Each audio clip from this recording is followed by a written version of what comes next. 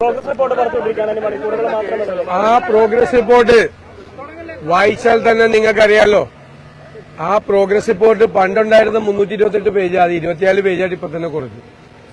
എന്താണ് ആ പ്രോഗ്രസ് റിപ്പോർട്ടിൽ ഗവൺമെന്റിനുള്ള അവകാശവാദം? എന്താണ്? എന്ത് അവകാശവാദമാണ് സർക്കാരിനുള്ളത്? അതായത് 10 വർഷം കൊണ്ടാണ് 5 ലക്ഷം വീട് പണിതെന്ന് പറഞ്ഞത്. അത് 2016 വാഗ്ദാനമാണ് 5 ലക്ഷം വീട് പണിയാന്നുള്ളത്, അല്ലേ?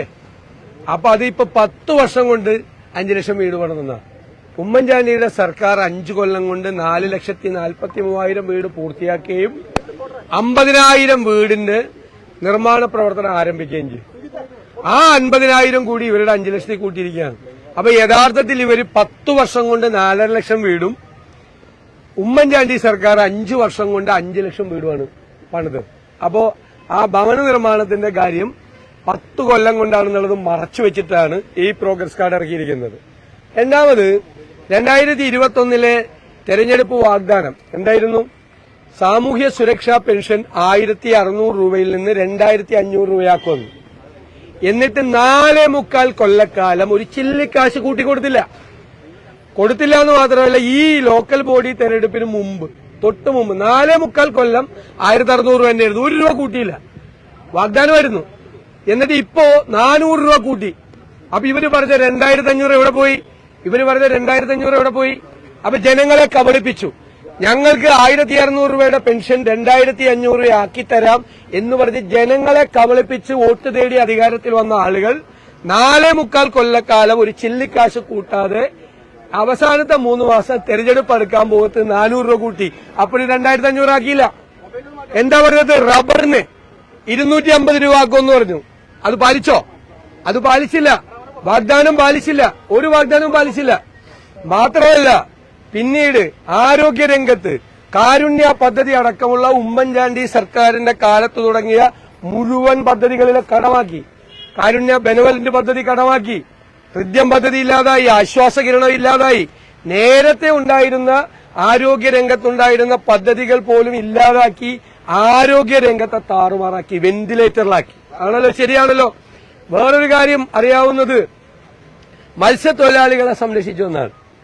മത്സ്യത്തൊഴിലാളികൾക്ക് ഉമ്മൻചാണ്ടി ഉണ്ടായിരുന്നപ്പോൾ മണ്ണെണ്ണയ്ക്ക് 40 രൂപ മാർക്കറ്റിൽ വിലയുണ്ടായിരുന്നപ്പോൾ 25 രൂപ സബ്സിഡി കൊടുത്തു.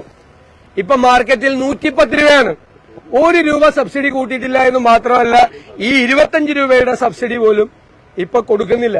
ഇപ്പൊ മത്സ്യത്തൊഴിലാളി സമൂഹത്തിന് 12,000 കോടി രൂപയുടെ പാക്കേജ് പ്രഖ്യാപിച്ചിട്ട് അവരെ കളിപ്പിച്ചു. പിന്നെ ഇതിനകത്ത് എഴുതിയിരിക്കുന്ന ഒരു പച്ചക്കള്ളങ്ങളാണ് ഇതിൽ എഴുതിയിരിക്കുന്നത്. ഇടുക്കി ജില്ലയിലെ ഭൂമി പ്രശ്നങ്ങൾ മുഴുവൻ പരിഹരിച്ചെന്ന്. ഇടുക്കി ജില്ലയിലെ മുഴുവൻ ഭൂമി പ്രശ്നങ്ങളും പരിഹരിച്ചെന്ന് എഴുതിയിരിക്കുകയാണ്. ഇടുക്കി ജില്ലയിലെ ഭൂമി പ്രശ്നങ്ങൾ ഏത് ഭൂമി പ്രശ്നമാണ് പരിഹരിച്ചത്? നിങ്ങൾക്കറിയാം, പട്ടയ പ്രശ്നങ്ങളെല്ലാം നിലനിൽക്കുന്നു. സുപ്രീം കോടതിയിലെ CHRന്റെ കേസ് നിൽക്കുന്നു. പട്ടയ കേസ് ഹൈക്കോടതിയിൽ നിൽക്കുന്നു. അതായത് റവന്യൂ ഭൂമി പോലും ഇവര് വിജ്ഞാപനമിറക്കി വനഭൂമിയാക്കി മാറ്റി. ഡീനോട്ടിഫൈ ചെയ്യുമെന്ന് പറഞ്ഞിട്ട് ആ വാക്ക് പാലിച്ചില്ല. CHRലെ പ്രശ്നങ്ങളുണ്ട്. കുത്തകപ്പാട്ടം കൊടുക്കുന്നില്ല. ഏലം കുത്തകപ്പാട്ടത്തിന്റെ ഇത് കൊടുക്കുന്നില്ല. വ്യാപകമായ ഭൂമി പ്രശ്നങ്ങളാണ് ഈ ജില്ല മുഴുവൻ, ഇടുക്കി ജില്ല മുഴുവൻ.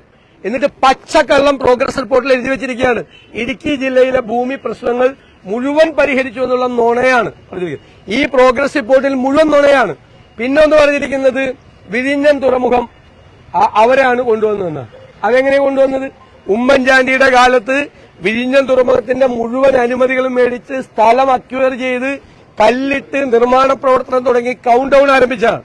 അന്നത് 6,000 കോടി രൂപയുടെ റിയൽ എസ്റ്റേറ്റ് തട്ടിപ്പാണെന്ന് പറഞ്ഞ പിണറായി വിജയൻ പാർട്ടി സെക്രട്ടറിയാ. ഇപ്പൊ നാണമുണ്ടോ അതിന്റെ ക്രെഡിറ്റ് അവകാശപ്പെടാൻ? അത് കടൽ കൊള്ളയെന്നാണ് ദേശാഭിമാനി വിശേഷിപ്പിച്ചത്. അതിപ്പോ സ്വന്തം നേട്ടത്തിലാക്കുകയാണ്. ഗെയിൽ പൈപ്പ് ലൈൻ കൊണ്ടുവന്നാണ് രണ്ടാമത്തെ അവകാശവാദം. ഗെയിൽ പൈപ്പ് ലൈൻ കൊണ്ടുവന്നപ്പോൾ ഞങ്ങൾ ഇട്ടുകൊണ്ടിരിക്കുമ്പോൾ, ഉമ്മൻചാണ്ടി സർക്കാരിന്റെ ഇട്ടുകൊണ്ടിരുന്നപ്പോൾ അത് ഭൂമിക്കടിയിൽ ഒളിപ്പിച്ചു വെച്ച ബോംബാണെന്ന് പ്രസംഗിച്ച ആളാണ്. അത് നടത്തരുതെന്ന് പ്രസംഗിച്ച ആളാണ് P. രാജീവ്, ഇന്നത്തെ വ്യവസായ മന്ത്രി. എന്നിട്ട് ഗെയിൽ പൈപ്പ് ലൈനിന്റെ അവകാശവാദം അവരെടുക്കുകയാണ്. ഇതിനേക്കാൾ കള്ളങ്ങൾ നിറച്ച, നുണകൾ നിറച്ച മറ്റൊരു പ്രോഗ്രസ് റിപ്പോർട്ട് എന്ന പേരിൽ ഇറക്കിയിരിക്കുന്ന വേറെ സംഭവമില്ല. ഓരോ വകുപ്പെടുത്തോ ഉന്നത വിദ്യാഭ്യാസ രംഗത്ത് കുളവാക്കിയില്ല. വിദ്യാഭ്യാസ രംഗം 9 യൂണിവേഴ്സിറ്റികളിൽ വൈസ് ചാൻസലറില്ല, നിരവധി കോളേജുകളിൽ പ്രിൻസിപ്പൽമാരില്ല, കാലഹരണപ്പെട്ട കോഴ്സുകൾ ഇവിടെ നടക്കുന്നുണ്ട്. പഠിക്കാൻ ആളില്ല. ഈ കോഴ്സൊന്നും പിള്ളേർക്ക് വേണ്ട. അവര് പോവാണ് പുറത്തോക്കി. ഇത് എന്ത് ഉന്നത വിദ്യാഭ്യാസ രംഗമാണ്? കാർഷിക മേഖലയിൽ നെല്ല് സംഭരണം പാളി. അസലായിട്ട് 100% പൂർണ്ണതയോടുകൂടി നെല്ല് സംഭരണം ഉമ്മൻചാണ്ടിയുടെ കാലത്ത് നടപ്പാക്കിക്കൊണ്ടിരുന്ന നെല്ല് സംഭരണം ഇവര് തകർത്ത് തരിപ്പണമാക്കി. നെല്ല് സംഭരണം, നാളികേര സംഭരണം എവിടെയാണ് നടക്കുന്നത്? എവിടെയാണ് നാളികേര സംഭരണം നടന്നത്? റബ്ബറിന്റെ കാര്യം ഞാൻ പറഞ്ഞു. എല്ലാ കാർഷിക ഉൽപ്പന്നങ്ങൾക്കും വിലയിടിഞ്ഞ് കർഷകർ സങ്കടത്തിലാണ്. ഇവര് പ്രഖ്യാപിച്ച ഒരു പാക്കേജും ഇവർ ഒരു സ്ഥലത്തും നടപ്പാക്കിയിട്ടില്ല. അതുകൊണ്ട് ഈ കള്ളങ്ങളെല്ലാം എഴുതി വെച്ച് കെട്ടിവെച്ചിരിക്കുന്ന നുണയുടെ ഒരു സംഭവമാണ്. അതിൽ പോലും പറയാനോ അവകാശപ്പെടാനോ ഒന്നുമില്ലാത്ത പ്രോഗ്രസ് റിപ്പോർട്ടാണ്. അത് കേരളത്തിലെ ഞങ്ങൾ ഈ സർക്കാരിനെതിരായി അവതരിപ്പിച്ച ഒരു കുറ്റപത്രമുണ്ട്. ആ കുറ്റപത്രം ജനങ്ങളുടെ കോടതിയിൽ വിചാരണ ചെയ്യപ്പെടും. അതിന്റെ ശിക്ഷയും ജനങ്ങൾ 9-ാം തീയതി വിധിക്കും. രീതിയിലുള്ള വിമർശനമാണ് CM ഉന്നയിച്ചത്. വയനാട്ടിലെ ശ്രുതിക്ക് ആദ്യം വീട് കൊടുക്കട്ടെ, അതിനുശേഷം ഇന്ദിരാഗാന്ധിയെ കുറിച്ചും മറ്റു ആവാസ പദ്ധതികളെ കുറിച്ചൊക്കെ സംസാരിക്കാം. അതൊക്കെ മുഖ്യമന്ത്രിയുടെ നിലവാരത്തിന് യോജിച്ചൊരു മറുപടിയാണോ? മറുപടി പറയാനില്ല. ഞങ്ങൾ പ്രഖ്യാപിച്ച സംസ്ഥാനങ്ങളിലെല്ലാം നടപ്പാക്കിയിട്ടുണ്ട് കോൺഗ്രസ്. തെലങ്കാനയിൽ ഞങ്ങൾ നടപ്പാക്കിയിട്ടുണ്ട്. ഞങ്ങൾ രാജസ്ഥാനിൽ ഇൻഷുറൻസ് പദ്ധതി നടപ്പാക്കിയിട്ടുണ്ട്. ഞങ്ങൾ കർണാടകത്തിൽ നടപ്പാക്കിയിട്ടുണ്ട്. ഞങ്ങൾ അധികാരത്തിൽ വന്ന് 100 ദിവസത്തിനുള്ളിൽ പ്രഖ്യാപിച്ച പരിപാടികൾ നടത്തിയ രാഷ്ട്രീയ പ്രസ്ഥാനമാണ് കോൺഗ്രസ്. അതാണ് പിണറായി വിജയനുള്ള മറുപടി എന്ന് പറയുന്നത്. അതാണ് പ്രഖ്യാപിച്ചിട്ടുള്ള പരിപാടികൾ ഞങ്ങൾ നടപ്പാക്കിയിട്ടുണ്ട് എല്ലാ സംസ്ഥാനത്തും. അല്ല, അത് MLA അവിടെ അത് വെച്ചുകൊണ്ടിരിക്കുകയല്ലേ, അതിന്റെ നടപടിക്രമങ്ങളെല്ലാം ചെയ്തുകൊണ്ടിരിക്കുകയല്ലേ. ഇവരിപ്പോ കള്ളത്തരം വ്യാപകമായി പ്രചരിപ്പിച്ചു. പൈസ മുഴുവൻ അവിടെ വയനാട്ടിൽ അടിച്ചുപോയി. വയനാട്ടിലെ ബാങ്ക് അക്കൌണ്ടിലെ KPCC പ്രസിഡന്റ് ഹാജരാക്കിയത് അത് ഒഴുകി തീർന്നല്ലോ. പച്ചക്കള്ളങ്ങളുടെ ചീട്ടുകൊട്ടാരം മുഴുവൻ വീണല്ലോ. ശരിക്കും ശവം തൂക്കി ആരാ? പയ്യന്നൂരിലെ രക്തസാക്ഷിയുടെ ഫണ്ടും ഇവിടുത്തെ അഭിമന്യുവിന്റെ രക്തസാക്ഷി ഫണ്ടും തിരുവനന്തപുരത്തെ വിഷ്ണുവിന്റെ രക്തസാക്ഷി ഫണ്ടും പാർട്ടിക്ക് വേണ്ടി ജീവത്യാഗം ചെയ്ത കുട്ടികളുടെ പേരിൽ രക്തസാക്ഷി ഫണ്ട് പിരിച്ചിട്ട് അത് അടിച്ചു മാറ്റിയ CPM ആണ് ശവം തൂക്കി. ശവന്തീനികളാണ്. ശവം തൂക്കികളല്ല, ശവന്തീനികൾ, പാവപ്പെട്ട. എന്നിട്ട് ആ അമ്മയുടെ കരച്ചിൽ, അഭിമന്യുവിന്റെ അമ്മയുടെ കരച്ചിലല്ലേ മാർക്കറ്റ് ചെയ്ത് ഞാൻ പെറ്റ മകനെ എന്റെ റാസാവേ എന്ന് വിളിച്ച് ചങ്ക് പൊട്ടിയുള്ള ഒരു അമ്മയുടെ കരച്ചിലുണ്ട് മകൻ കിടക്കുമ്പോ. ഞങ്ങൾക്കൊക്കെ വിഷമമായതാ. അത് വിറ്റ് അത് മാർക്കറ്റ് ചെയ്ത CPM ഇപ്പൊ അവനെ കൊന്ന SDPIയുമായിട്ട് ചങ്ങാത്തമാണ്. മനസ്സിലായി? ആ അമ്മയുടെ കാൽക്കൈ ഇവിടെ വന്ന് ജില്ലയിൽ വന്ന് ആ അമ്മയുടെ കാൽക്കൽ വീണ് പിണറായി വിജയൻ മാപ്പ് ചോദിക്കട്ടെ, എന്നിട്ട് പറയട്ടെ രാഷ്ട്രീയം. SDPIയുമായി ഒരു ബന്ധവുമില്ലെന്നാണ് CPM ജനറൽ സെക്രട്ടറി ഇപ്പോൾ പറഞ്ഞിരിക്കുന്നത്. മഞ്ചേശ്വരത്ത് SDPIയുടെ സ്ഥാനാർത്ഥിയെ പിൻവലിക്കാൻ ആവശ്യപ്പെട്ടത് UDF ആണെന്നാണ് പറയുന്നത്. എന്നിട്ട് CPM സെക്രട്ടറി അല്ലേ പറഞ്ഞത്? പിണറായി വിജയൻ പറഞ്ഞില്ലല്ലോ. ആ CPM സെക്രട്ടറിക്ക് വല്ല കാര്യമുണ്ടോ? MA ബേബിയോട് പറയേണ്ടത്, MA ബേബിയോട് ആ 24-ാം പാർട്ടി കോൺഗ്രസിൽ ഒരു ഖണ്ഡിയുണ്ട്. പിണറായി വിജയൻ അത് വായിച്ചിട്ടില്ലാന്ന് എനിക്കറിയാം. ഞാൻ വായിച്ചിട്ടുണ്ട്. CPMന്റെ പാർട്ടി കോൺഗ്രസിലെ 24-ാം പാർട്ടി കോൺഗ്രസിലെ ഖണ്ഡിയ. അതിൽ അവർ പറഞ്ഞിരിക്കുന്നത് തീവ്രവാദ സംഘടനയാണ് SDPI എന്ന്. പിണറായി വിജയൻ വായിച്ചിട്ടില്ലെങ്കിൽ MA ബേബി അതിന്റെ ഒരു കോപ്പി എടുത്ത് അയച്ച് പിണറായി വിജയന് കൊടുക്കുക. പാർട്ടി കോൺഗ്രസ് എന്തുട്ട് പാർട്ടി കോൺഗ്രസ്? പിണറായി വിജയന് MA ബേബി ഏത് പോളിറ്റ് ബ്യൂറോ? അദ്ദേഹം തീരുമാനം എടുക്കും. അതങ്ങ് പാർട്ടിയിലെ വിദൂഷകന്മാരെല്ലാവരും ചേർന്ന് അത് നടപ്പാക്കും. അങ്ങനത്തെ പാർട്ടിയാണ്. പാർട്ടി കോൺഗ്രസിൽ ഒന്ന് എഴുതി വെച്ചിട്ട് SDPI എന്താ ME എന്ന് എന്താ പറഞ്ഞത്? SDPI പുറത്തുനിന്ന് പിന്തുണച്ച് ഞങ്ങൾ എന്ത് പറയുന്നത് ചോദിച്ചത് അല്ലേ ചോദിച്ചത്? അത് തന്നെയല്ലേ മുഖ്യമന്ത്രിയും ചോദിച്ചത്. അവര് പുറത്തുനിന്ന് പിന്തുണച്ച എന്ത് ചെയ്യുമെന്ന്. പാർട്ടി കോൺഗ്രസിൽ ഇത് എഴുതി വെച്ചേക്കുവാ. വലിയ ചർച്ച. എന്താണ് പാർട്ടി കോൺഗ്രസ്? പാർട്ടി കോൺഗ്രസിലെ ചർച്ചയൊക്കെ എന്തൊരു സംഭവമാണ്. അത് എഴുതി വെച്ചാൽ പറഞ്ഞു. എന്റെ അടുത്തുണ്ട് കോപ്പി പാർട്ടി കോൺഗ്രസിന്റെ. നിയമത്തെ വോട്ട് നൽകാമെന്ന് പറഞ്ഞവരുടെ വായ പൊത്തില്ലെന്നും കൂടി പറഞ്ഞു. അത് തന്നെ പറഞ്ഞത്, പച്ചയ്ക്ക് പറയാണ്. എന്നിട്ട് 4 വോട്ടിന് വേണ്ടി രാഷ്ട്രീയ ചെറ്റത്തരം കാണിക്കില്ല എന്ന് പറഞ്ഞ മുഖ്യമന്ത്രി ഇപ്പൊ 4 വോട്ടിന് വേണ്ടി അത് തന്നെയാണ് ചെയ്തുകൊണ്ടിരിക്കുന്നത്. അദ്ദേഹം തന്നെ പ്രൂവ് ചെയ്ത്. അദ്ദേഹം തന്നെ SDPI ആയിട്ട് ബന്ധമാവാം, PDP ആയിട്ട് ബന്ധമാവാം, RSS ആയിട്ട് ബന്ധമാവാം, എല്ലാ ബന്ധമാവാം. മനസ്സിലായില്ല? ക്ലിയർ ആണല്ലോ.